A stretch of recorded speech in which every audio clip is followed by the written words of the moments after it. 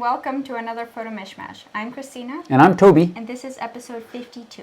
Kit lenses, because I always forget to ask people for titles at the end, so I just went ahead and came up with a title for this episode right now. And I also thought we should take a moment and talk a little... I thought you were going to play the intro. You always forget to play the intro. Well, let's play the intro. No. Let's play the intro.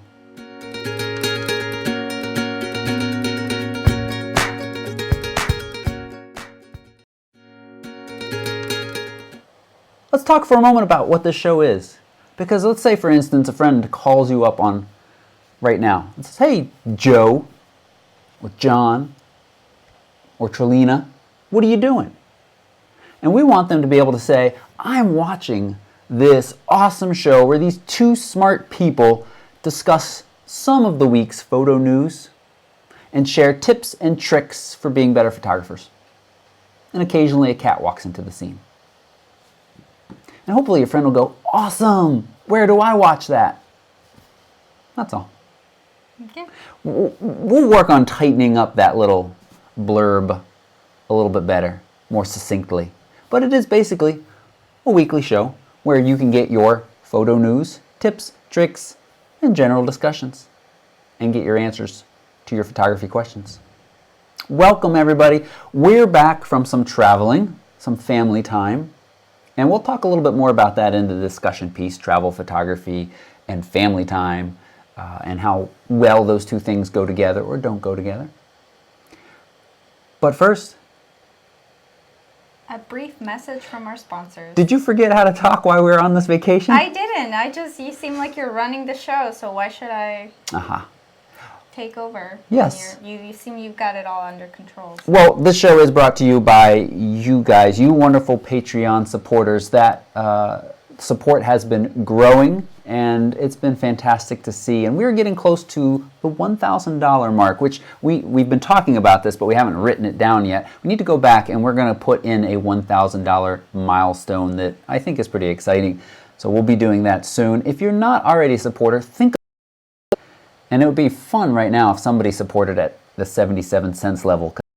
Adjust to any level you want, because then that would mean we're at $777.77. Or, well, you could just say, I actually want to support this channel and what they're doing, and you could do more than 77 cents. And also, other supporters for this week is McKay Photography Academy. And we'll be talking about them more That's right. later. Nicely cutting me off so right? I don't go on too long. Yes, yeah. That's right. Okay, let's jump right into the Week in Review, or in case you missed it. That's right. What's up first? So, Lightroom. Again, Lightroom rumors about when Lightroom 6 is going to come out.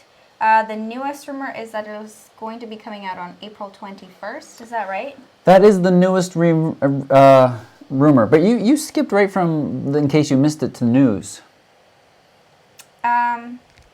Oh, because there was no in case you missed it? Yeah. Well, throw it back to me, because there was a couple things that went out in case you missed it. Okay. This week. Throwing it back to you. Thank you.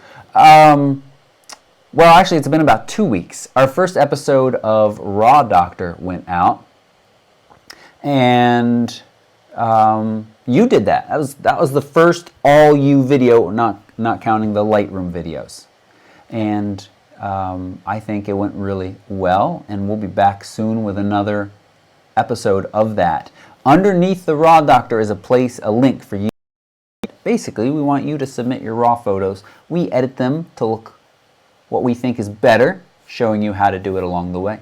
Yep. And just really quick, I want to take a pause, and people are saying that I am quiet and you're very loud. So. Well, you don't always project so well. Yeah, but they don't always complain about it. Okay, that's true. Let me check on that. You're at the same level you always... Oh, unless maybe that's me and this is you. Yeah, have the mics. Yep. Okay. Okay. So now it should be very, very loud. Well, I just have to project too. Okay. Back. And so submit your raw photos. We'll fix them up. And also, what's the other thing? Oh, geotagging. That was the most recent Lightroom episode that went out that you can buy at photorec.tv/shop.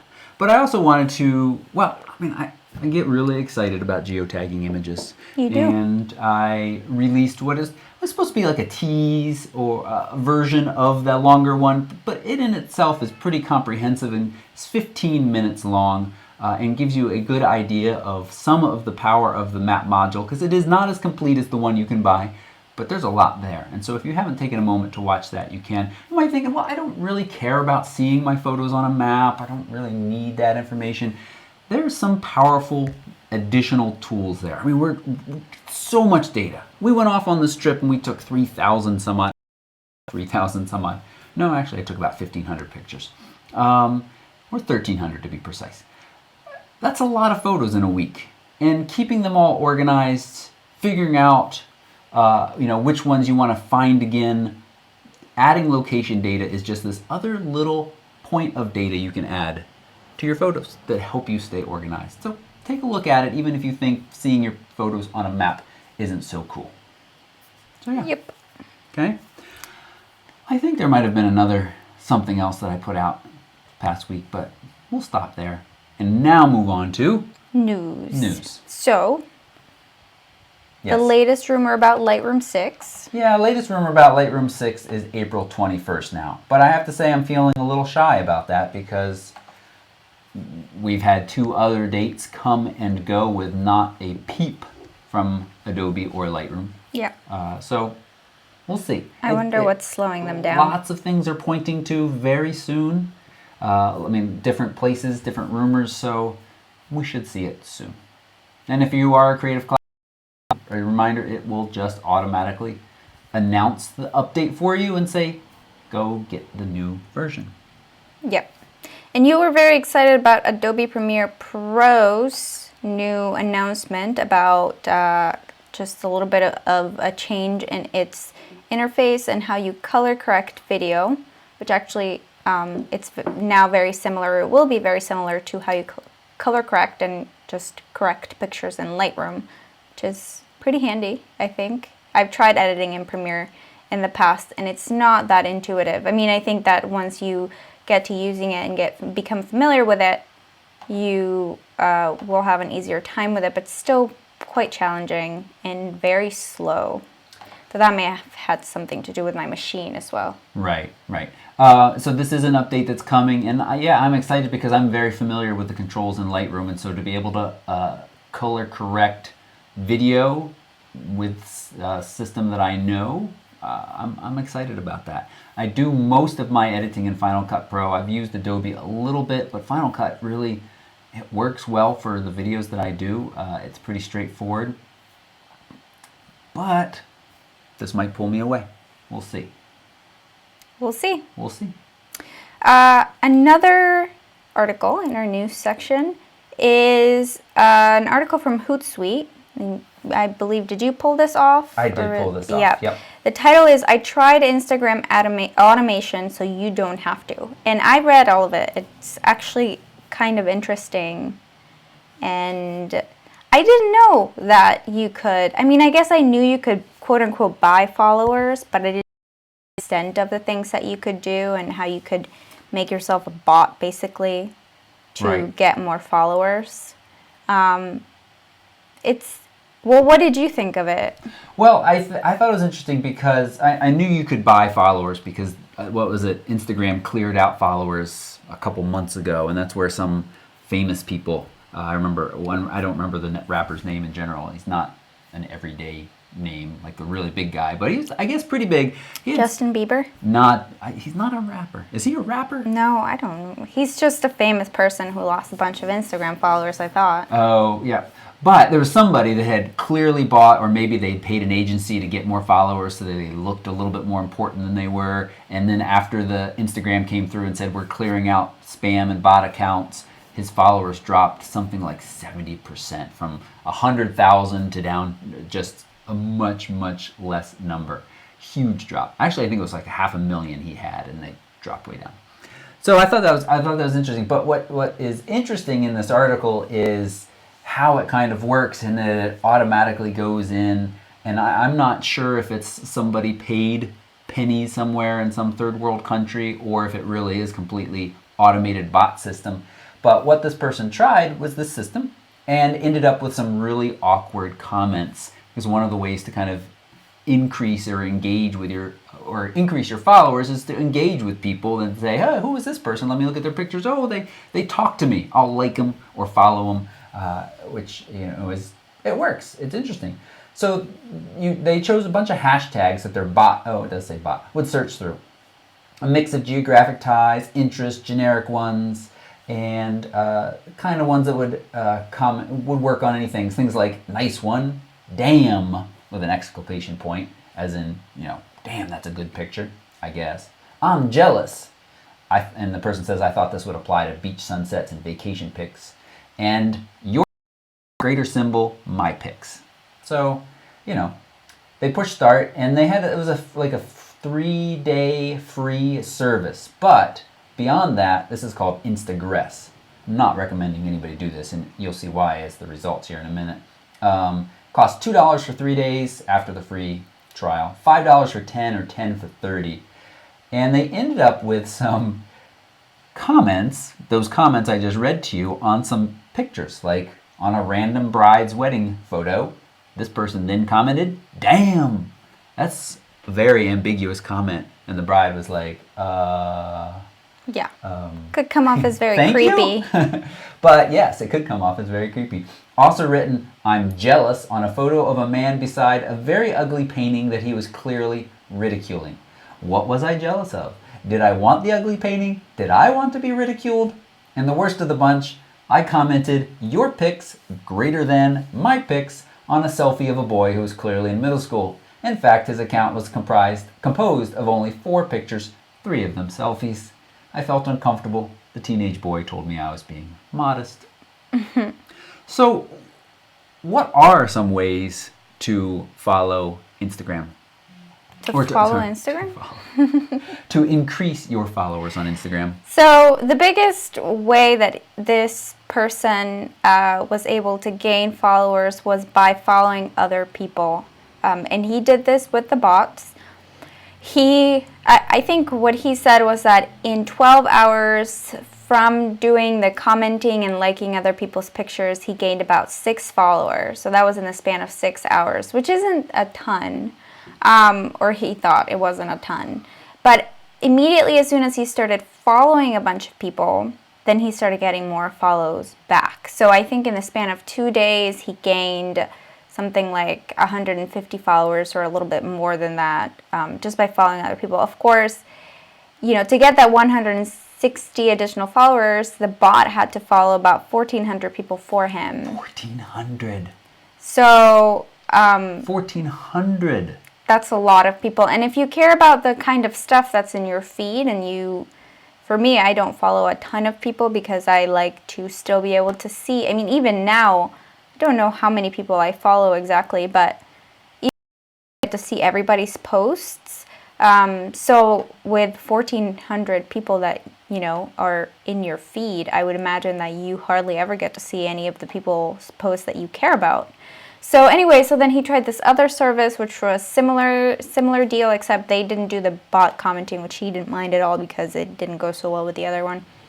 And same thing, he gained like 500 followers. I think he ended up with 1,400 or something, but then like 5,000 additional followers that he didn't necessarily want to follow. So yeah, I mean, you kind of have to think about whether or not that's something that you really want, is to the sacrifice of your, I guess, the purity of your feed and the things that show up in it over, how many Instagram followers you have. Right. Of course, I think the second service actually had the ability to unfollow people for you. I don't know exactly, he didn't elaborate on this, but I think it might have. Otherwise, he would have had to go manually and unfollow all of those people, which probably would take you a couple hours, I would think. Yeah. Yeah. So is it worth it? No, it's not. So and it also, is Instagram worth it? Well, I think it is. I think that is debatable. But here are some tips I have for growing your Instagram followers if you care. That is, post regularly, 1 to 2 photos a day. I would not post more than that. Actually, the webinar that I attended from Ooh. Sammy Pretty said about three a day, and space them out as much as you can. 3 a day, space them out as much as you can. Actually, another tip about social media that I learned from that webinar was in terms of like even Facebook or Instagram, and I think Pinterest, you want to make sure you post things on those services during off hours, because you will reach a different audience than you will during like the normal, like say Eastern time 9 to 5 business hours when people might be on Facebook. You'll reach other time zones and other demographics. So it's good to space out your posts throughout the day, even when you're sleeping, which you can do by automation still, by scheduling posts ahead of time. So I think that's a good way to, and that's how, you know, Style Me Pretty had acquired most of their followers.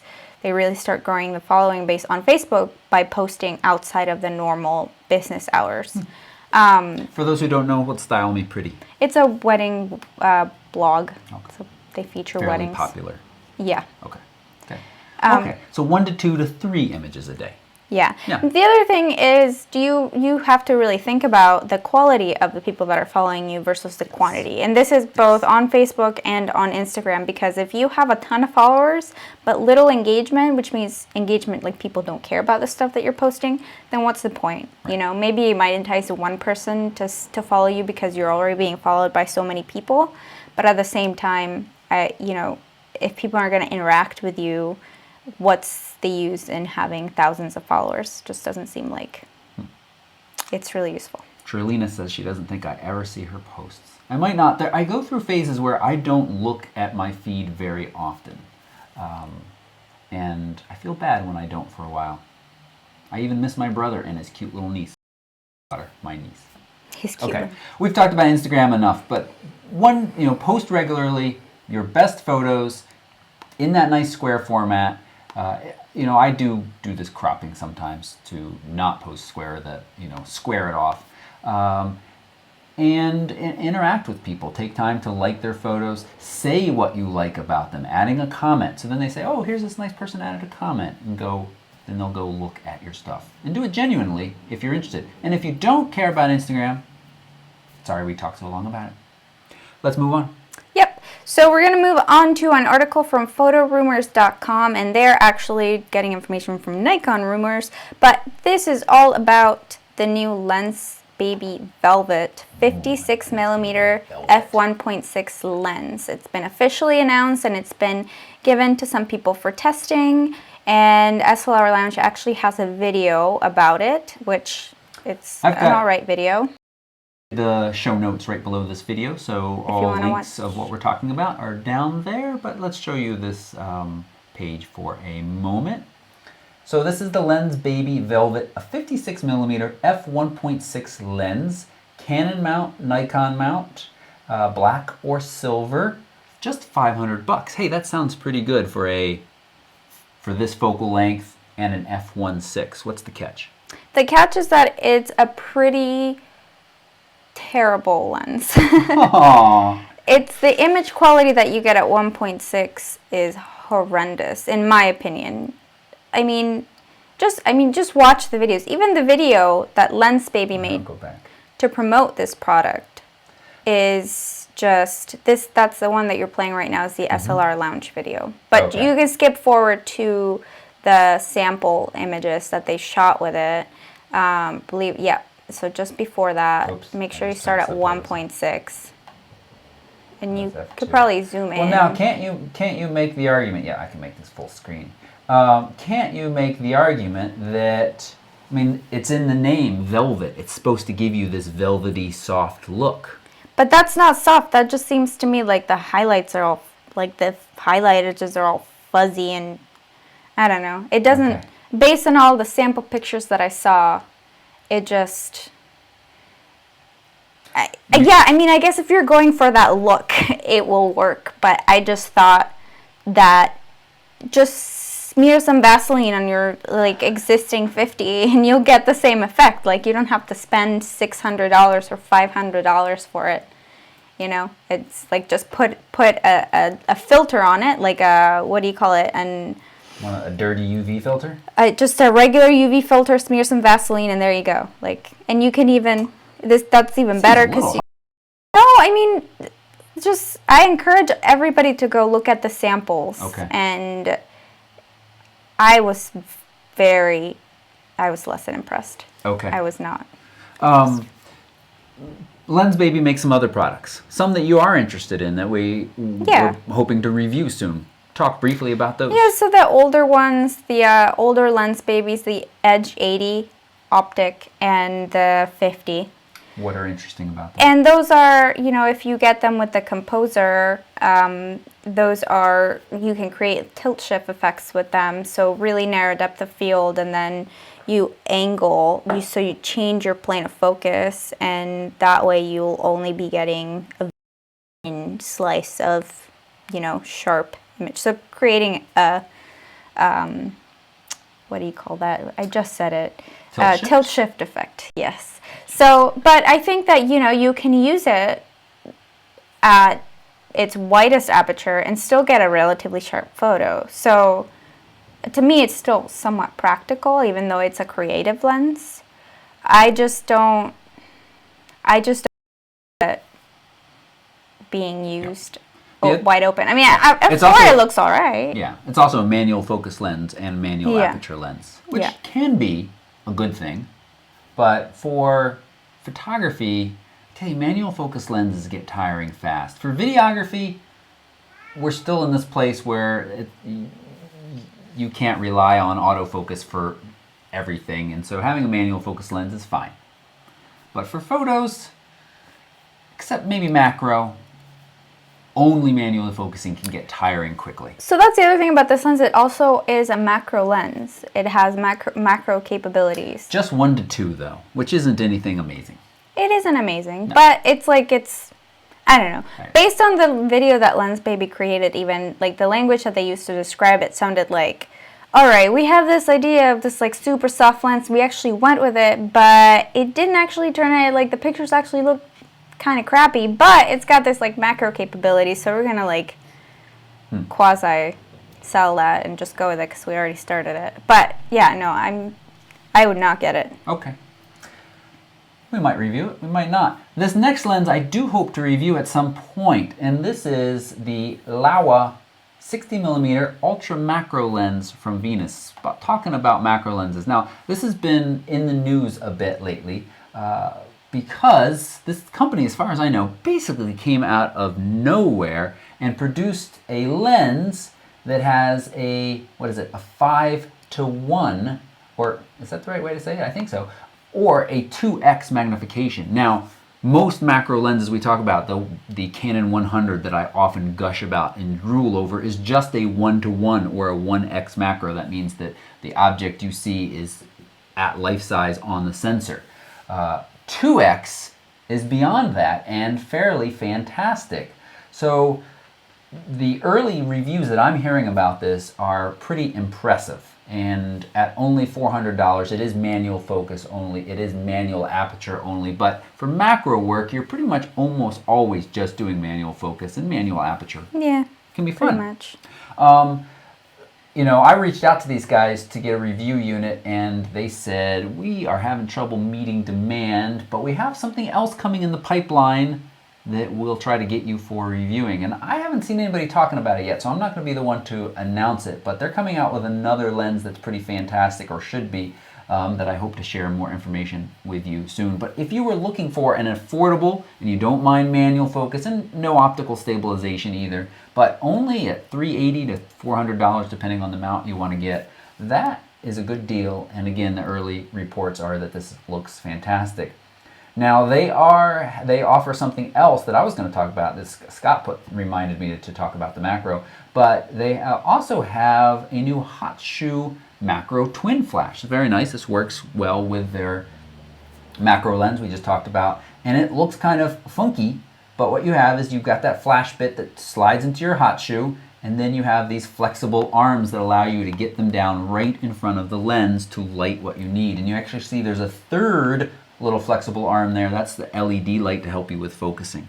It's very interesting. It looks is. like an alien thing. It is. I don't remember if there's a price yet, but $279.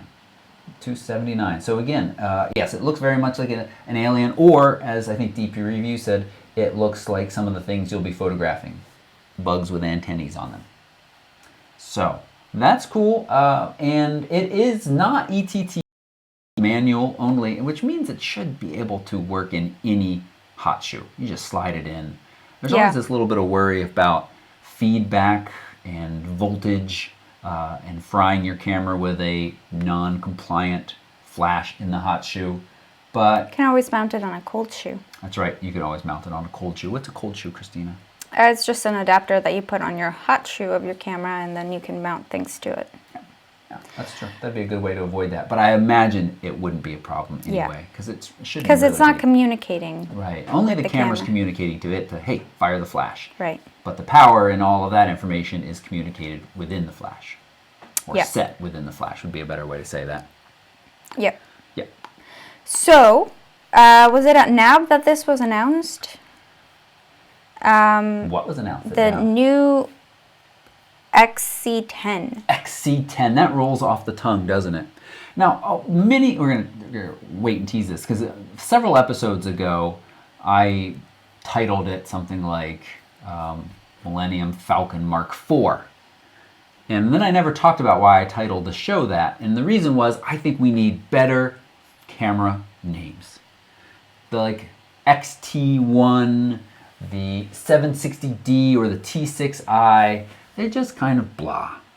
And I think we should go with things like Falcon Mark IV. Seems a little gimmicky to me. Does it? Yep. Well, whether you agree with me or not, Canon clearly does not agree with me at this time. They have announced the XC10. And I've got a little blog post about this that just went up today. There's lots of information out there from different people talking about this. It is an affordable, I'm putting affordable in quotes even though you can't see me right now, 4K video/still camera. A lot of buzz about this camera being the beginning of this convergence that we've been talking about. Right. The convergence of stills and photos. Let me scroll down a little bit. Did I put a picture on here? I don't think actually I put a picture on here of what it looks like. Just the feature image. So let's go to the pre-order link at B&H. $24.99, and it is a fixed lens 10x zoom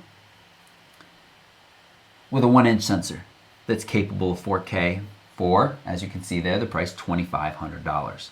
Now people are like, what Canon? Are you smoking the silly stuff or something? Because people are saying this is ridiculous. Why would anybody buy this when they could buy something like the LX100? Lumix's fairly recent small point and shoot fixed lens camera that can shoot 4K video, or the NX500. And the answer is, well, those people are somewhat right. But this camera has a couple of features that I think really are going to appeal to your photojournalists. More and more, we're hearing about photojournalists at different places being laid off. Let's switch back so people can see our lovely faces as we talk about this. Switch to being able to capture photos and videos. The photo people are just being fired unless they can go out and do both. They arrive on a scene and need to capture photos of the scene for the print, which print isn't completely dead yet, and then a couple of video clips for the web. And this camera allows you to do both of those, and it does it in this kind of professional body. It sounds like I'm very positive about this camera. I don't know enough yet. I want to have it in hand before I talk a whole lot about it, and I would like to review it. But I think it is targeted at a very narrow market. Those photojournalist type people. I think you're right. Broadcast quality, huge bit rates for its video. So this is going to be very good 4K video. But if you go to my site and you look at the Canon Europe or Canon Australia sample video they posted, it's not very impressive. I mean, not in the fact that it doesn't look good, but it doesn't look like it's been graded yet, to me. It looks very flat. And I think they're trying to illustrate that it's going to have that huge, or not huge, but it's going to have a large dynamic range, which is something that It should. It needs to. I don't know what else to say about it. Well, price. Price, I said that, $2,500. Yep. Yeah, coming in June. 1-inch sensor is pretty small. It's got ISO up to 20,000, but I'm suspecting that it's not going to be great. The first camera that comes to mind to compare this to is the GH4. Yeah. Micro Four Thirds, shoots 4K But at high bit rates. how big is this sensor compared to a Micro Four Thirds sensor? It's smaller. It's a 1-inch sensor. Micro Four Thirds is bigger. But, you know, it's a small compact body. The other use they're talking about for this is drone videography and photography. It's small enough and compact enough not to be lifted by a DJI Phantom, but for the more professional drone sizes. So, I don't know, it's interesting. It's not something that's going to fly off the shelves, and I think a lot of people are going to continue to be like, Canon, what the what? But there is going to be a group that this appeals very much to, and will buy it. There was something else I was thinking about this. It's a Digic DV4 processor. I don't know, I was wondering what we can take away from this camera that we might see in the 5D Mark IV. Clearly not a 1-inch sensor, but maybe the 4K. Go back and forth. Another conversation with Todd this week on Facebook, and Benjamin said, you know, I worry that they won't put 4K in the 5D Mark IV because they want you to go up to their cinema line. But their cinema line is still out of reach for most normal people in budgeting. Well, how much this one is more in reach, but I don't think people who are thinking about a 5D Mark IV are going to go for this XC. Right. I mean, but what would be the price shift if the 5D Mark IV had 4K? I feel like it would have to have a pretty big price jump in order for, and then it wouldn't appeal so much to the professional, like, photographers who would normally buy that. So it makes sense. It makes sense. So next on the list is what's next on the list? Nikon series update 4K with a catch. So what's the catch? The catch is, so this is, I don't talk about Nikon's 1 series very much. Inside the US, they do not sell so well. They are these little point and shoot cameras. They have interchangeable lenses, don't they? Or do they? Actually, I don't even know. I think it looks like they might. Let's bring this up so people can see this one. The catch. So this is another camera. People say, well, the little Nikon's got 4K. Yes, but this is shooting 4K at only 15 frames a second. That's not usable for pretty much anything other than kind of scenic time lapses where you're then going to speed it up, or scenic video lapses later. So 4K at 15 frames a second. Not very impressive, far below what, you know, there's a lot of cameras now that can shoot 4K at 24, 25, 30 frames a second. And this is going to come in somewhere, yes, it is interchangeable lenses. It's got a 10 to 30 and a 30 to 110. This also has the 1-inch sensor as well. So a 20 megapixel 1-inch sensor in there, similar to the XC10, but 15 frames a second. Also, you got to think about bit rates. I mean, that bit rate of that Canon, I mentioned this, but I want to reiterate it, is very high. A lot of detail is going to be in those files. Are you excited about the XC10? I don't think much of the people that watch this show that camera appeals to. And it's gonna have a hard time against something like the GH4, which gives you a little bit more flexibility with interchangeable lenses. Oh, Canon glass. Fantastic battery life. Yeah, that's true. Well, no, I mean, it's a fixed lens, the XC10. Oh. It's a fixed lens, 10x zoom. Part. It's not even a fixed aperture. It's wow, at 2500? Yeah. Yeah. I know.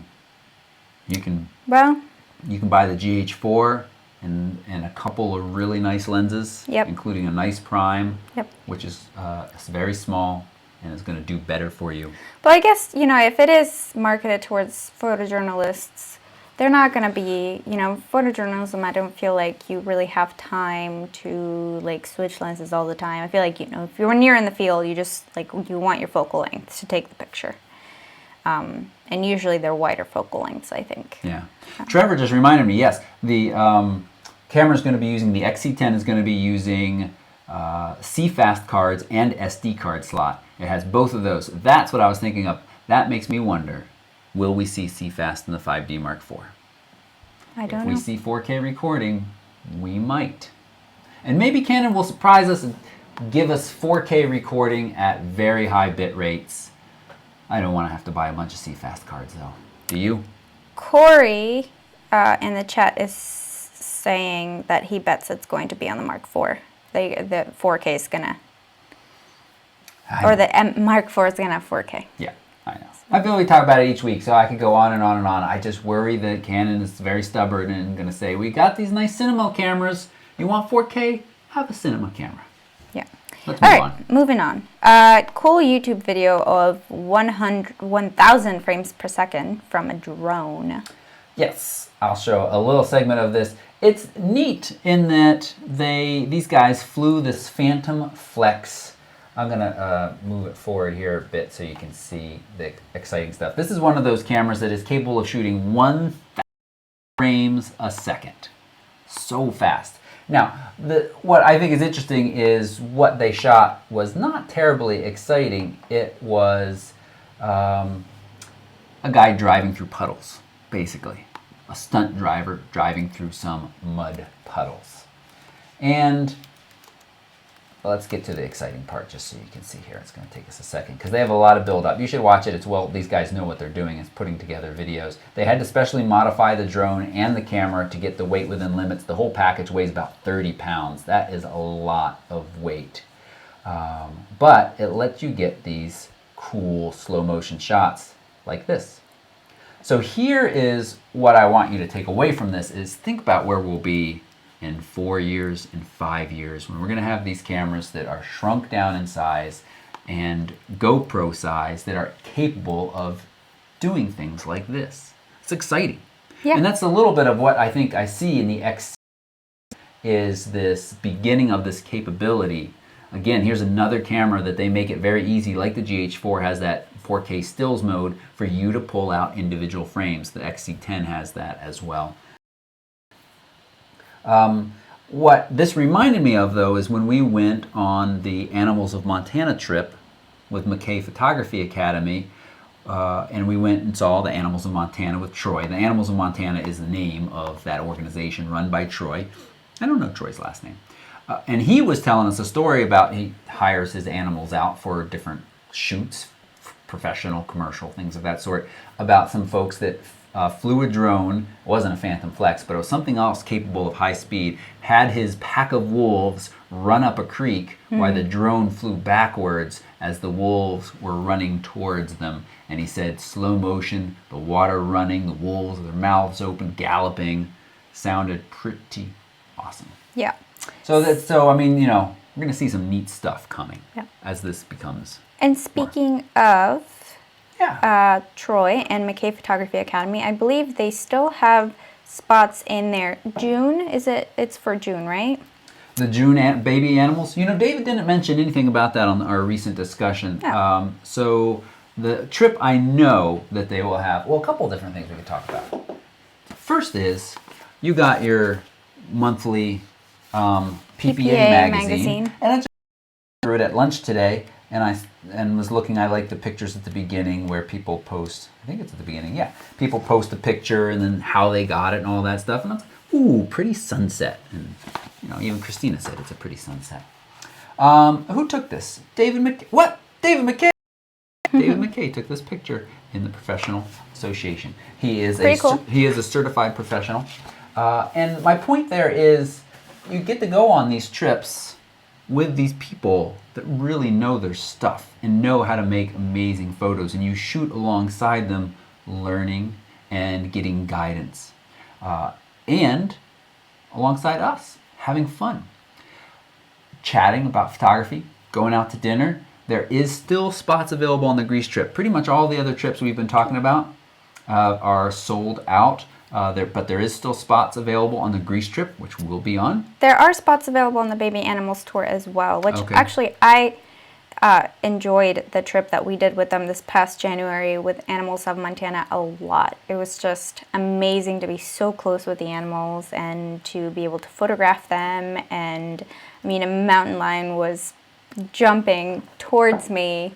You know, it was just a few feet away, and it was just really wild and really cool. And we all walked away with amazing images, and they're also just really, really awesome people. We're really, really looking forward to hanging out with them. Well, really, I really am are. in Greece, and Greece. you are Yep. in Iceland. So, yeah, definitely check them out. I believe the link is going to be in the show notes There's a down link, below. yep, there's a link in the show notes, and just mention New Zealand at the beginning of 2016 still has, I believe, 2 spots available, so you can join us on that trip as well. The baby animals we won't be on, but you're welcome to go and make some amazing images. I think the one thing that I want to say, and I've said this before, but I'll say it again, is I think what holds a lot of people back is nervousness. Oh, I'm going to go, and I don't know my f-stop from my butt stop. What's a butt stop? Something silly you just made up. Oh, good. And there is none of that on this trip. There's no looking down, oh, you should know this, or don't you know that. It is just people helping each other. Sometimes the participants helping each other, but mostly the ratio of photographers there to help you is amazing. Sometimes it's as good as 5 to 1. Yeah, 5 to 1. And somebody is always within reach, and it's just fantastic. I think it's even a little bit better than 5 to 1 at times. Yeah. For the participant side of things. Yep. So just keep that in mind and leave your shyness behind. I think that would have been something that would have held me back at many points in my photography. Oh, these people are going to think I'm silly because I don't know this or that. Doesn't matter. And, you know, I want to plug Adam for a second, who just went to Tanzania. Well, they just all went to Tanzania, but Adam is one of the instructors as well, and he came back with some fantastic trips. They're just talking about planning that trip. I think the next one in 2017, maybe 2016, but he just captured some fantastic images on these safaris in Tanzania. I mean, just, you know, once in a lifetime stuff. So check them out. Link is right down below. And send them an email. Say Toby sent you. Say hi. Say hi. And we hope Or to some. see you on a trip in the future.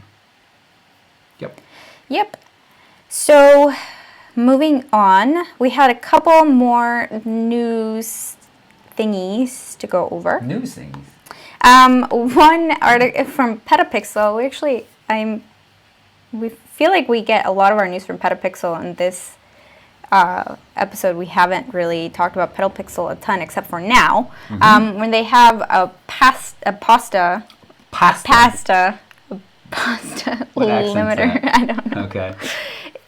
This pasta limiter is to spaghetti what a camera lens aperture is to light, Neat. which is a cool Yeah. kind of gadget for the kitchen in Super case useful. you don't have enough photography in your life. So you set the aperture to a particular number depending on how many servings you'd like to cook, and use the aperture to measure a bundle. Huh. It's neat, and it looks like aperture. So that's cool. I just pretty much hold my hand and do it that way. And the iStat menu is telling me it has an update. Which reminds me that I believe the newest version of OS 10.10 is out, which means Photos is out. And that means that you can go watch if you're a Mac user and you've been using Aperture or you've been using iPhoto, you can go watch my video. I posted it again today on the Facebook page to remind folks about a little tour that I did of it. And in summary, it does not replace Lightroom for us, but if you're not ready for Lightroom and it's free, I mean it is free, comes with Mac in this update, it's a decent tool with a lot of potential. Yep. But it's not Lightroom. Okay. So next is the new Apple Watch, which full disclosure, not interested whatsoever. I think Really? it's over. Not interested at all. No, as much of a Apple fan person I am, I'm not interested at all in this watch. I mean, I think if it was a little bit cheaper, I might be, but for a watch that like not only is going to provide me with limited functionality, but also is probably going to make me be more sucked into the internet and social media and things like that I'm trying to sort of manage, the time that I spent on them, I just, no thank you. But this cool article from Wire.com gives a little bit of insight into what it took to design, and a lot of the inspiration, the faces, and a lot of the inspiration behind how they designed it. So, you know, through looking at the pictures. Yeah, I wish they would allow us to make the pictures a little bit bigger, but you can kind of see this behind the scenes here. But then the pictures at the very top are... Oh yeah, you want me to go up there and show the pictures at the very top? Yeah. The jellyfish. Yeah, so one of the things that's really, as much as a lot of you, I think, on the chat and a lot of people, just in general, I mean, I know that my dad is pretty much anti-Apple because he thinks that their electronics are overpriced, and you know what, to each their own. I have an appreciation for the design of their products, and I have an appreciation for the kind of artistry that goes into designing the very minute details, which is something that Steve Jobs pioneered, and they're, you know, carrying through as best they can with all of their products. And so, you know, they photographed jellyfish and flowers and light in different ways, and it's just really, really cool. A lot of attention to detail. Yeah, just a lot of it. Yeah. So I think that's kind of cool, and I think to me it's inspiring because I think about, you know, I have to design things for my business, and I have to apply design to lots of my photographs, and you know, to know that such a successful company does take into account all of these minute details makes me think that I should probably try to amount to more and do a better job and pay attention to the details that I can pay attention to. So anyway, just kind of a cool article. Okay. I thought it was, and I thought, you know, the number of photos they took, this jellyfish and the flowers especially, to get a complete time lapse of the blooming animation was impressive. Yeah. So, yeah, worth talking about. Now, moving on. I think that's it from discussion, and even if there was a few things, I think we covered everything. But we'll talk briefly about, travel. We just got back from traveling and taking pictures. And this can be even a little plug for McKay Photography Academy again, because what I realize is trying to go to a beautiful place to spend time with family and vacation while also making pictures is very difficult, because family wants to eat at normal times, and also if it's on vacation, be a little bit lazier, probably get up a little bit later, stop doing what they're doing a little bit earlier and relax from vacation. And that usually cuts out all of the big chunks of the day for good light, which makes it difficult. And one of the things that I took along with me on this trip was the Nebo motion slider, which I've demoed before, and that's that motorized slider. I was hoping to make some fun time lapses out there, but you got to be in one place for a very long time for that. So I never even, truthfully, I'll be truthful with you, I never even assembled it. Yeah. Which it was disappointing. A little disappointed myself. But at the same time, I really had a nice time with family. So you got to balance those things. And one of the nice things about McKay Photography Academy is you schedule your day around the good light and the good places and things like that, which is hard to do when you're with family. You can sneak away at times, which I've done before, and I did a little bit on this trip, but you never want to go too far. Well, maybe you do. Depends on your family, I guess. But one of the things that we really thought about on this trip is, well, one, we wanted to travel lighter, because as those of you who have known, when we went, we carried a lot of heavy gear, and I came back fairly grumpy about carrying a lot of heavy gear. Just didn't really find it enjoyable. Yeah. Imagine that. carrying around heavy stuff. It's not too enjoyable. And we took with us on this trip the Sony A7 Mark II. This is a review unit. And I think our general opinion is it's a nice camera, and we love how easy it is to travel with. And the image quality out of it is just really fantastic. Great. Now, I actually don't have the kit lens with me right now. I've got the 35, but we shot with the kit lens a lot on this trip. And I feel like I've heard it get some negative opinions, like, the kit lens. And kit lenses in general typically get negative opinions. But the truth is, for general travel photography, a kit lens is usually very capable. Because you're not pushing its limits in low light trying to get a shot, with a very wide aperture. A lot of times you're trying to get this nice scenic shot, which f5.6, f8, where you're in the sweet spot of many of these lenses and it's doing a great job. And it gives you that nice range. And I have to say, being able to throw a kit lens and one small prime in a bag and carry this around, as opposed to, excuse me, Christina, this around. Now, I got a heavy prime lens on here right now, which is a little unfair, but holy moly, it is such a difference. And does this create any better images? No, in fact, actually, this creates better images, and with the in-body image stabilization, and it's cheaper. So why would anybody buy this? Well, for travel photography, I'm starting to think, why would anybody buy this?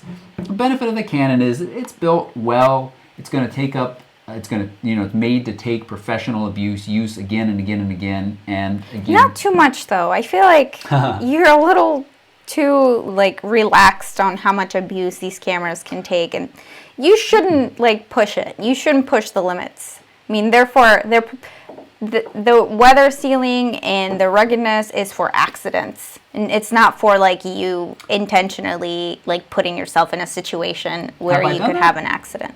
Yeah, when you soaked your camera and then it wouldn't work anymore. It's true. Well, I didn't feel like I soaked it. I let it get rained on while I was shooting wet and getting good shots of those guys. There was no way. They had to stay under the balcony. I had to go out to get the distance I needed, and the camera got quite rained on, and yes, then I had to send it to... Oh, excuse me. Bless you. I had to send it to Canon to get repaired. But back to my point of, so there are benefits to this camera, absolutely, and plus Canon glass. But, gosh, man, for travel photography, and also this is full frame, you don't even need full frame, though. Travel light, folks. That's my point, travel light. I'll be talking more about the Sony A7 Mark II in my review soon. I don't quite know when it's up because we have a little bit of unexpected travel next week to help my mom move, which is exciting for her, but we weren't planning on that right after being away for a week. But the in-body image stabilization, nice. I took a blurry water picture at a half a second and was able to hand hold that and get a sharp image. Now, I took a burst of them and only one of several is in focus, but one's all I need. Also used it plenty of times. It's down in the 1/8 of a second, 1/10 of a second with very good results. And as I was saying, using that kit lens, I was very, very happy with the quality. Yeah, I enjoyed shooting with it a lot too. You probably mentioned this already. I was looking at the chat, so I wasn't paying attention, but battery life is not great. No. It's actually pretty bad. Yes. We went for a hike and we couldn't really use it for the entirety of the hike, and it wasn't a super long hike, So battery life could be improved, but otherwise, the sensor's great. I'm still having a little bit of trouble getting adjusted to some of the controls. I don't feel like they're as intuitive as the Canon controls. And I can say that now for certain because I've used it enough that I would be used to, I would get accustomed to the controls, and I still don't feel like there's a trade-off when you're sacrificing some size and ergonomics. But I'll tell you, if for folks looking at differences between the A7 and the A7 Mark II, the first big difference is the difference you feel when you pick it up. It's heavier, and the grip is really nice. The original A7 felt a little toyish still, and that's nice, again, for travel being even lighter, but you want enough to grip and enough weight to balance some of those nicer lenses that you might put on there. And yes, you do lose some benefit of travel when you put those nicer lenses on there, but still, you are starting far less than you are starting with this. Battery life, as Christina mentioned, is terrible, but USB charging. Now, some people hate that. I like it because I always look around for them, but they're never within reach. You throw one of those USB backup batteries in your bag that charges your phone, and on that trip, on that hike where it died on you, you then looked a little silly, but you had it strapped around your neck and a cord coming out of Yeah, but charged. it didn't really charge her that much. Charged enough that we could use it.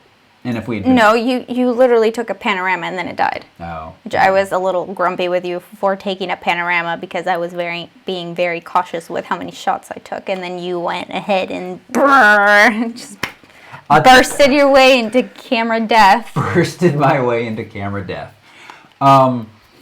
I missed the NX1 panorama mode. I can't remember if I mentioned this, but one of my favorite features of the NX1 is that it uses its electronic shutter, silent shutter, for its panorama mode. So you can come up to a scene, hit the panorama mode on the NX1, and just pan silently, and it takes it.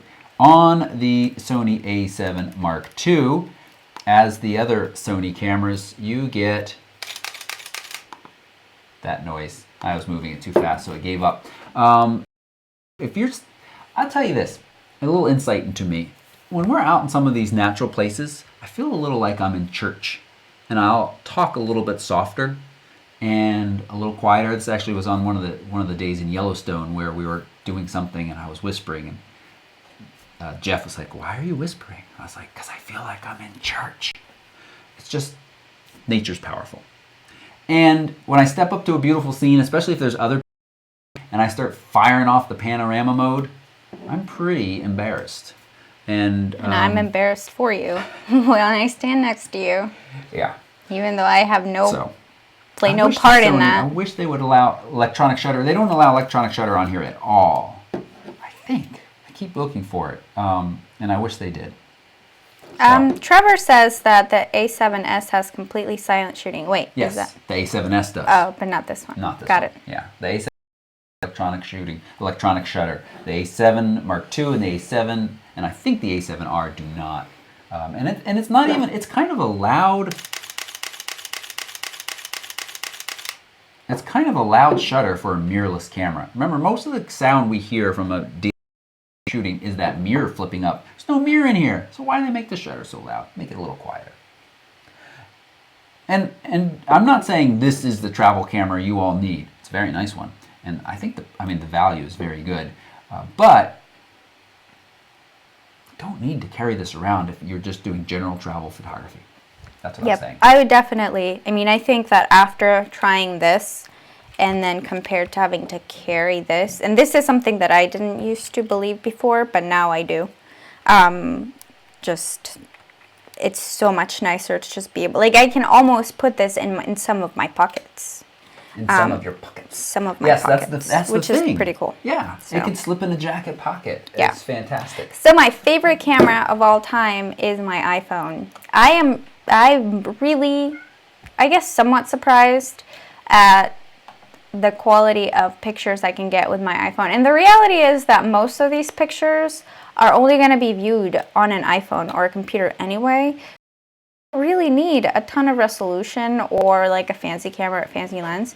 Manual, and that's it pretty much. And just being able to control my shutter speed and my ISO, and I can get some really awesome pictures when there's good light.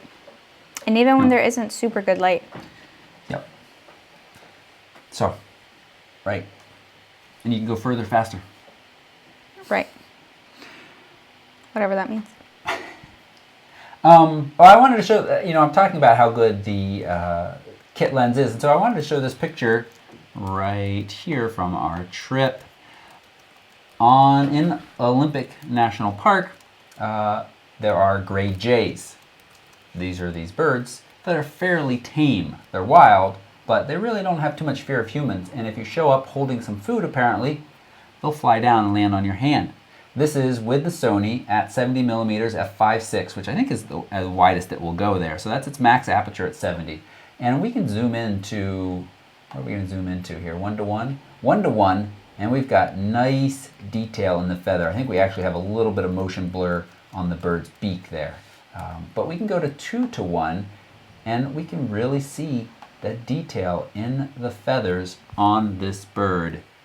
And this is the kit lens.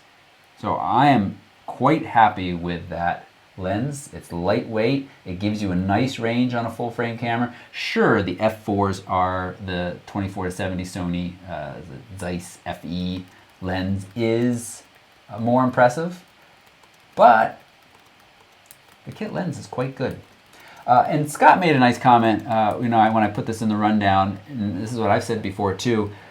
A lot of people say, should I buy the kit lens? Should I buy body only when I'm buying any camera, and then buy a better lens? I think most people should start with the kit lens unless you have very specific needs. The kit lens allows you to start photographing and figure out what focal lengths work well for you. Whether or not you like to shoot really wide all of the time, speaking of shooting really wide all of the time, or whether or not you shoot longer and whether or not you need wider apertures. You start to figure these things out. Kit lens costs usually add very little to the camera. Add it in. Disaster. You're not going to jump up there, are you, Kat? Beanie, come here. Don't jump up there. While we were sharing the screen, Beanie jumped up. And so they allow you to kind of figure out what works for you. And then you can say, oh, I got to get a... I do think people should own in addition to a kit lens. But you don't have to buy it all at once. You figure these things out. The other thing I want to talk about, and we're starting to get a little long here, is the Tamron 15-30. This was the other review unit we took along with us on our trip. And I'll say that I rarely feel like I need to shoot that wide. I'm not saying, I want to be really careful here because there are certain people that need this lens. But I think it's like that riddle. Many people who think they need wider than 18 millimeters on a crop sensor or wider than 24 or 28 on a full frame haven't ever actually tried shooting wider. And they just think, oh, I want to shoot nice landscapes. I have to get a wide angle lens. And I can tell you that time and time again, I forced myself to walk around with this lens because I wanted to use it a lot to be able to talk knowledgeably about it. And time again, I found myself at 30 millimeters wishing I could zoom in a little bit more. Yeah. It felt limiting. 15 well, for me, makes everything itty bitty. Yeah, it does. And the conversation that I had with you about wide angle lenses, or I guess this is sort of an Come ultra. Sit over there, fuzzy face. Come here, Bean. Come It's on. heavy too. Yes, it's not. It's a heavy lens, and you can't. Why Christina's moving the camera? You can't. You buy a lens for landscapes. Usually, one of the things you want to do is be able to throw filters on very easily, and right now. You can't. You got the bulbous front end, so normal filters don't fit. This is a fixed lens hood. It sounds like I'm very negative about this lens. I'm not. I think it performs really well, images. And the value is very good if you need it. But I'm just saying, I'm cautioning you that I don't think you need a wide-angle lens if you think you need a wide-angle lens. Yeah, well, so the conversation that I had with you about wide-angle lenses was that I feel like a lot of the times ultra wide angle lenses, because they distort the image so much, sometimes it doesn't work out and it looks kind of funny and bad, but sometimes it kind of can look cool. But I think that's kind of it's a crutch almost. Is that the right word? It's like I can't make this scene look good enough at a standard focal length, so I'm gonna like zoom out and try to make it, which, you can say the same about zoom lenses also, I guess. But yeah, I think there's something to be said about just taking, a standard lens like a 50 or even a 35 and just approaching a scene and trying to make it look the best you can without being able to zoom in or out. I think that's great training. And it's going to help you become a better photographer, whether you back up or it's just not going to have as much distortion. So it's going to be harder to create pleasing images, but it's going to help you. It's going to help train you. That's what I give myself challenges like that and limit myself to those focal lengths often. You guys know that. But yeah, I mean, all that said, I do think it's a beautiful lens. I think if you don't have a lot of room to move around, I can definitely see myself using it, you know, like one time on an entire wedding day when the bride and groom are walking back. I usually don't have a ton of room to back up and get the whole scene. I always like to get a really wide angle shot as they're walking away from the ceremony. So I would use it for that, and I think it would create cool pictures. But otherwise... good real estate. If you need to shoot in tight interiors and you want to make those rooms look gigantic, this lens is capable of doing that. The other thing that I hope to do some before I have to send it back is some starry night photography, because f2.8 and 15 millimeters, that lets you get really vast amount of the sky in the frame, and the fact that it opens up nice and wide to f2.8 is great for night sky. Otherwise, I don't have a whole lot of use. I'll show you a couple pictures that I do like that I took with it at 15 on the course of our trip, just briefly, and these will be up on the sample page as well. This is a 15 millimeter beach scene, and you know, I think it nicely translates and nicely shows just kind of how vast this area felt and open. And that was good. Notice that they've got a little bit of rainbow here. This lens is very easy to get some kind of optical distortion and flare effects because of that bulbous front end, and very easily can catch some light. I've developed this. Let's see. How do I go back? And photoshopped Christina out. She was walking way down the beach. Let me go here and turn that off. No, it's not going. Oh, there you are. And you can see, oops, it's running a little delayed. You can see that Christina is way over here, and she looks a little funny. Yeah, she does, because you're like defying gravity over in the corner there because of the distortion at the edges of this lens. Not to mention, I'm like 5 times wider than I normally look. I didn't notice. Okay. These fun pictures. I've already cropped this for Instagram, but you know, looking up at the trees. All right, 15 millimeters. And I saw Newt mention loving the 17 to 40, and that's what I thought about a lot while using this. I thought, you know what? The few images I've shot wide, I'd be just as happy with the 17 to 40, which is a lot less money. Again, that lens isn't going to be great for night sky necessarily, but this one is kind of cool. And then that one. But if we go back to my library for the image in my grid, sorry, of my 2-star images that I've rated from this vacation, 35 were taken with a Tamron, 5 at 15, and then 13 at 30 millimeters. And so you can see that I zoomed in often, and I would have zoomed in more. One thing that is nice is here's a picture of Christina looking tiny in gigantic trees. I think that's one of the uses of this lens. It's not hard to make you look tiny, but this lens does a good job. Sure. Okay. Let's go back to us. So, I'll have reviews of this stuff, and I'm going to compare this against a couple other lenses. The Rokinon Prime lenses are good alternatives, and again, there's a lot to like about this lens if you need the features this lens offers. But if you only need one, like the wide angle, there's some primes that will do it for you. Or, well, there's some other lenses. Yep. So we're going to move on to viewer questions now. And there are some that have been posted throughout this episode on the chat, but then there are some on Facebook too. Why don't you go ahead and pull those while I read the ones on the chat? What am I doing? You're pulling up the questions from Facebook. Okay, I'll go do that.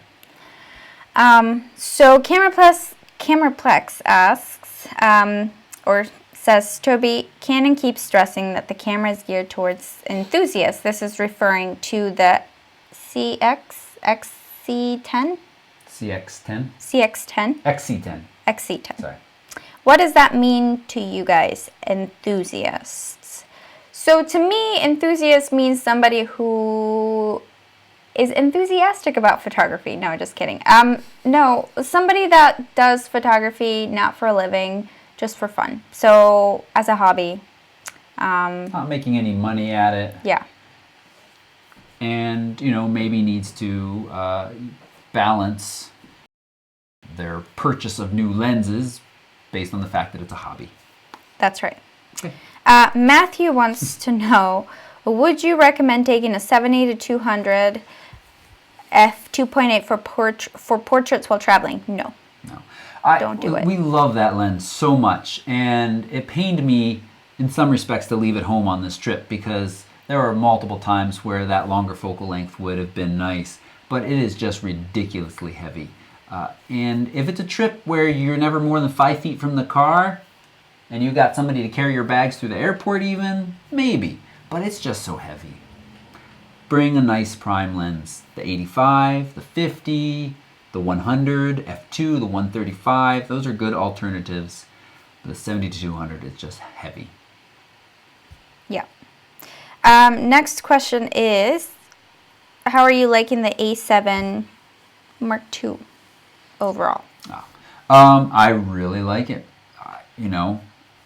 I would like a really nice travel camera, a more travel-friendly camera, and this would make me happy. I have very few complaints. I agree with Christina that the layout is not perfect, but you take some time to customize it. It's cramped. The one thing that annoys me most is changing the focus point. I've set this dial up, set the C1 button up here to do that, and then I can move it around. But sometimes I'm trying to do that very quickly to change my focus point, and I notice that using this button, the dial, command dial back, change it, sometimes I get back into ISO even though I pressed that and was moving it. I think it's when I'm really frantic and I'm pushing it fast and the camera gets a little confused. You know what I probably do? I probably hit the center enough that it registers I've selected my point even though I'm not done selecting it yet. So I could be a little bit more careful, and maybe that will come with some use. But yeah, I get a thumbs up. It's very nice. Similar complaints about it. Quality is awesome. I like the size of it. Focus is not great for me. Trouble really nailing down a focus point. I don't feel like it's very intuitive for that. And battery life needs to improve. Battery life is pretty bad. Yeah. Yeah, you could get the grip for it, which will make it a little bit bigger, not a lot heavier, and it will increase your battery life. Video isn't great. That's another strength of the 5D Mark III. I think you've got stabilization built in, but it's pretty moire-ish. And it's not bad. I shouldn't harp on it, but it could be better. Yep. John Inglis wants to know AV mode or manual. I find AV is awesome, really. Well, we had a Mishmash show, episode 10, way back, where we said AV mode is dangerous. So if you haven't watched that, go watch it. It's a little bit link baitish to say that, but I mean, it can be dangerous. I've found myself bitten not watching my shutter speed and ending up with the camera dropping the shutter speed enough that I'm getting motion blur of my subjects. Right. Because I was in AV mode. And you say, well, how does manual mode fix that? Because I know I have to look at my shutter speed and my aperture myself to keep those in check. And when I go into AV mode, I kind of let that autopilot go, and sometimes it burns me. That's me, and that's what works for me. If you are finding AV mode is awesome, AV mode. Use it. Don't worry about it. You use AV mode quite a good bit. Like when you hand me the camera after you've been using it for a while, it's usually set to AV mode. On this on this trip on the Sony, I did shoot at AV mode a good bit because I had that image stabilization and I wasn't shooting moving subjects very often. Yeah, and it's fine. I mean, yeah, like you said, it works if it works for you, keep doing it. The other thing that also is nice is the auto ISO. So you won't get those slower shutter speeds. It'll jack the ISO up. And again, the ISO is pretty clean on here, the high ISO images, so I wasn't really worried about it very much. So those things combined are making me change my opinions somewhat on which modes are best. Next question by GJ Bernard. He wants to know, will you always lose resolution with digital zoom when shooting video? So much lower resolution than stills. Yeah, I mean, pretty much. Yeah. If there's digital zoom, it is going to. Now there are some cameras like, I still haven't tested this on the 70D, that offers zoom. It is supposed to be lossless up to a certain point, but then beyond that, it is enlarging it, and you're going to lose resolution. Yeah. This is just a comment from Gollum X on PC. Hey Toby, thanks again for answering my email from last week so nicely. I worked while I was on vacation. A little bit. Johnny wants to know what our thoughts are on Sony's 55mm Zeiss f1.8 prime lens when compared to Sigma's 50mm Art f1.4 lens. Have we used that lens? We have not used the Zeiss. I don't think we have. So is that the Sony Zeiss, which is autofocus, not the high-end Zeisses that are manual focus only. I suspect that the Sigma is still a little bit better, but really I imagine that the difference is tiny. So I won't say more than that because I haven't shot them side by side. What is the price difference? Are you looking that up? No. No, okay. Maybe I'll look up the price difference in a minute and come back to that question. I'll go over to a Facebook question. Lee Buddy Bonus wants to know, why do RAW images look worse than JPEG images in Lightroom until you enhance them? I thought having more information in the file would create a better base picture. Thank you, Lee Buddy Bonus.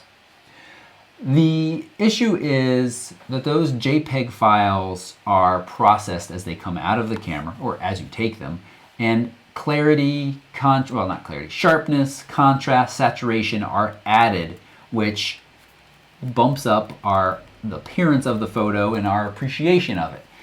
They look better. The raw images are left basically untouched. You can kind of think of them as a negative. They're a color positive negative at least. But they need some contrast and clarity and saturation added to them to look their best. So even though there's more information in there, it's untouched. It's like nice bread dough, right? Mm-hmm. Are you listening? Wasn't listening. No, okay. It's like nice bread dough. I don't know. Roger wants to know how somebody deals with camera and lens snobs. You had the misfortune of bumping into a couple of different people on a personal bird photography day out. You had your 70D and 40mm, and all you got from those people were, I'll summarize here, basically scoffs that how could you get anything when you must need a full frame and 500 or 600mm. You know, I mean, we've seen Roger's photos, right? Yes. He's gotten some really awesome shots with his gear. He has. Yeah. I mean, a lot of professional photographers will purposely buy crop sensor cameras because they can get a little more reach. Yeah. Yeah. Yeah. How do you deal with that? I think you say, I'm happy with what I'm getting, thank you. Yeah. I mean, you just... And then you kick them in the shins when they're not looking. I don't know. People are so silly when it comes to gear. Yeah. And people who, like, make those sorts of comments are just trying to make themselves feel better about the stuff that they do have. Yeah. Doesn't make any sense. This reminds me of a story that doesn't have anything to do with this, but I'll skip it for another time. Chris wants to know, the question is, should the camera be set to neutral balance or standard? So you ask raw question. Oh, well, you could think you're talking to Frono's Photo and this is for raw. Doesn't he do the... Oh, no, that's called rapid fire. Well, here's the thing, Chris. If you're saying, I'm shooting in raw, should it be set to neutral or standard? It doesn't matter because that stuff is ignored. It what the preview looks like on the back of the camera. Even if you shot in monochrome, it'll show you a black and white image if you're shooting raw, but the images you get imported into Lightroom won't be black and white. If you import them into Canon's software that comes along with your camera, it will apply those picture profiles. So then it can matter. And really, I think for most stuff, standard is fine. If you're trying to give yourself, if you want to shoot JPEG, but give yourself a little bit more latitude for post-processing, neutral will do that. But it's such a small difference, it's not really worth talking about. And I don't know if everybody is on the raw bandwagon. I don't know. I was trying to look at my picture and see if there's a reason why.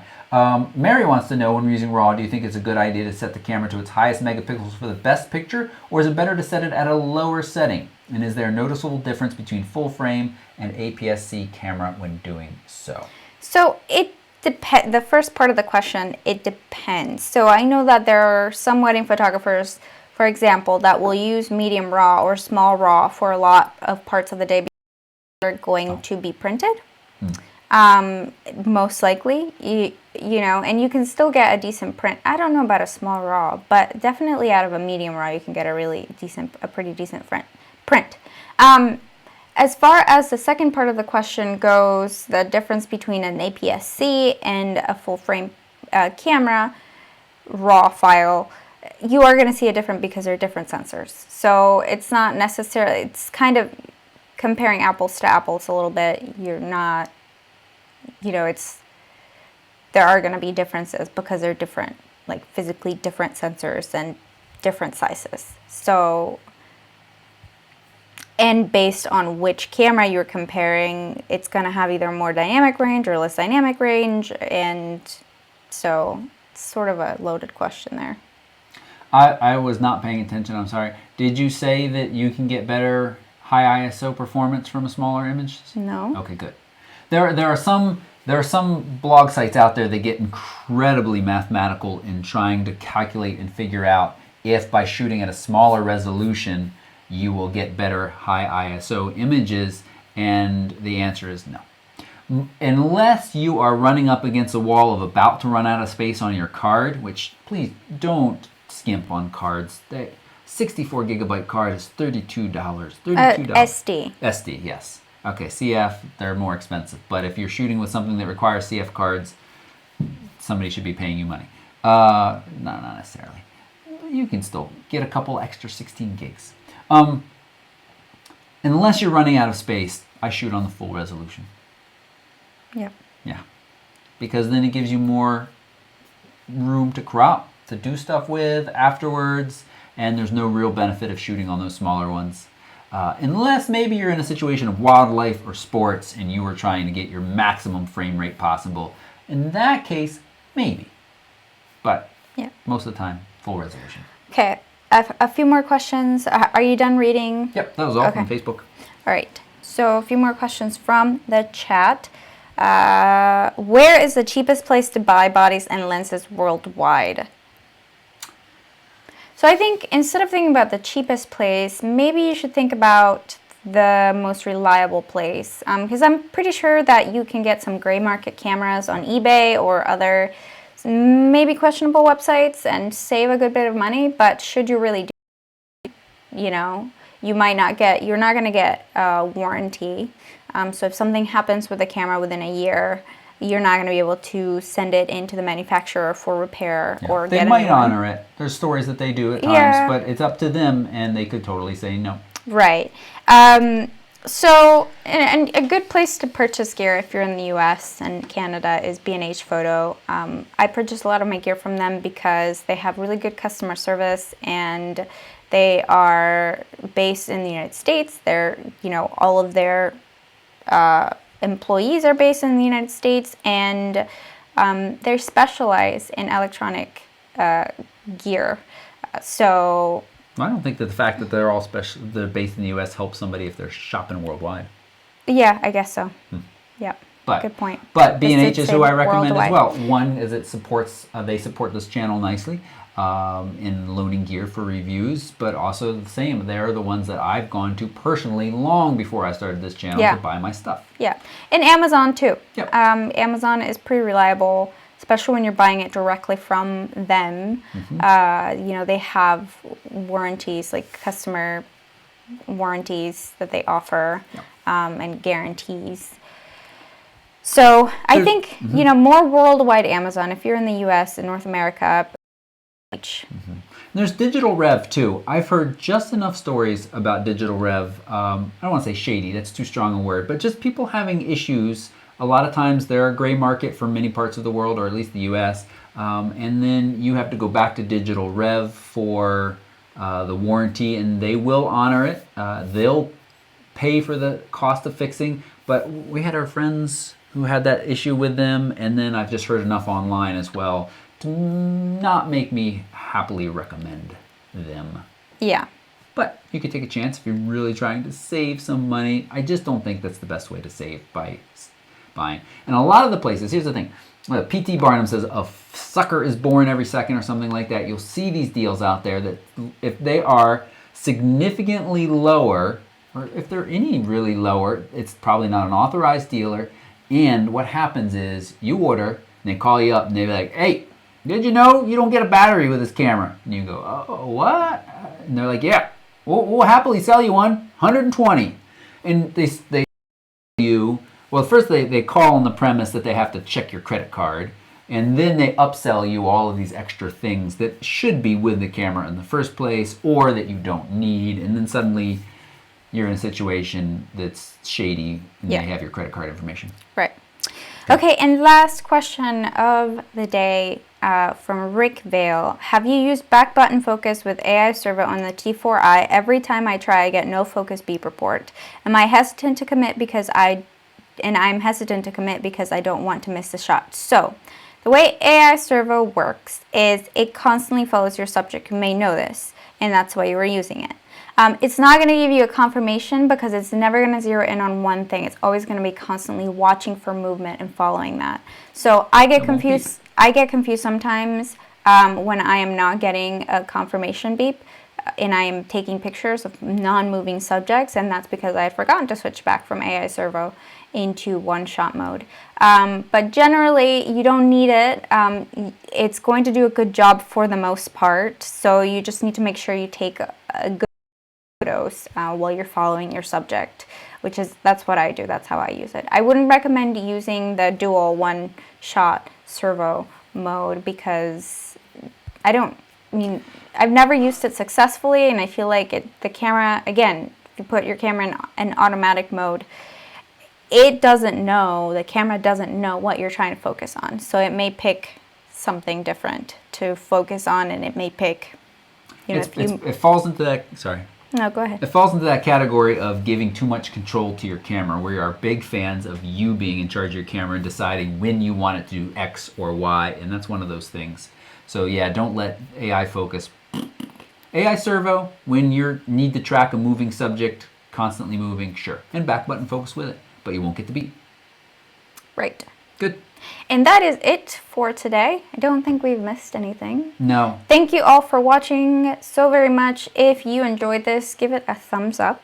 And if you have some time and would like, please leave a comment down below after the episode is done, because all of the lovely comments you've made on the chat are not going to show up as comments later on. So. And does anybody have a question of the week? I could throw in there as a question of the week. I didn't have one. Yeah, so, I guess we're going to linger for a few minutes as we normally do. You're getting pretty hungry. We need to check the weather report, though, because we are, if it's rainy outside right now, we are supposed to go do our salamander crossing guard duty. Here in southern Vermont, there is a local environmental school that has found these hot spots where amphibians, during the mating season, feels like there's a cat pulling on my cord, cross the road. And we have volunteered in the past, and it's fun. Oh yeah, the show's over. This is the after party. Yeah. We basically don't hold up little signs to stop the traffic. We walk back and forth on this stretch of road, and the place we do it, it's kind of funny because it's between two wetlands, and they cross in both directions. It's like, guys, why don't you just all stay on that side? Everything would be better. But these are these cool spotted salamanders, mostly, is what we get excited about, but also little frogs, little toads. They're going back and forth across the road, and we just hurry them across so that they won't get run over. It's a pretty quiet road, but there's enough traffic. We've seen some squash salamanders and newts and little... And some of these guys are endangered. And some of them, this is the only time of the year you see them. The spotted salamanders and the Jefferson salamanders, they spend all year underground, burrowing around, eating some worms, and then they come out to get lucky. Yeah. And they're pretty cute. They if you haven't seen pictures of spotted salamanders, yellow spotted salamanders to be precise, they look like they're smiling all the time. They do, and they're big. They're huge. They can get this big. I was really creeped out the first few years we went, and now I've worked my way up to holding them in my hand. Before it was just like I couldn't touch them, and then I could touch them a little bit. No. The peepers and the other salamanders are pretty cute, though. I can hold those. Chris is asking us to take camera and pictures. We usually do. It's very challenging because it's dark, very, very dark, and to get focused and to shoot is challenging. But we've taken some pictures in the past, and it's a lot of fun. I bet you can find them on Facebook and show them. My pictures on Facebook? Oh, how do I find anything on Facebook? That's the the On your worst. albums, your pictures, and you just scroll down a bunch. I think people have to wait too long. I'll never find them. Well, they can, they can go. Well, we don't want to like have 10 minutes of me. Oh, Snapseed 2 is out, which I just started to play with and looks good. I like that. The more I travel, the other thing that adds a lot of weight to my travel is my laptop. And it really is nice to think about a future not too far away where I can leave that behind. I mean, yeah, you could say I could leave that behind now, but and I can almost leave it behind, but not quite. Between doing stuff for the channel, interacting with people, I could do most of that on my phone. You write long emails on your phone. Sometimes, when I have to. Yeah, I'm still not a fan of doing that. So. Cool. Well, if you're not going to find that salamander No, picture, I'm not going to find the salamander picture. I think we should Check peace out Facebook and later have and some see. dinner. Yeah. Okay. Thanks everybody for being back with us. Thank you very next much. week we're doing the show on Wednesday. Yes. Wednesday at 5:30. Now I know some of you who watch live that may not work for. I'm sorry, but that is what works best for us with travel schedule coming up and wedding season starting soon as well. Friday nights get a little more hectic, and sitting here doing this isn't possible. So Wednesday at 5:30 will be our new time next week and the following weeks. Yep. And we'll send a newsletter to remind you about it. Corey has a question of the week. What content is too far in photography? Corey, I don't know what you mean. Too far. Still don't know what you mean, even though you corrected it to 200 TOO. I'll watch the chat for a minute and see if you can tell us. But we're going to sign off. Thanks so much, everybody. Have a wonderful weekend. Goodbye. Bye. Now the really awkward part. Yeah. Hum a little ditty. Can you just quit it, like stop streaming on Wirecast and then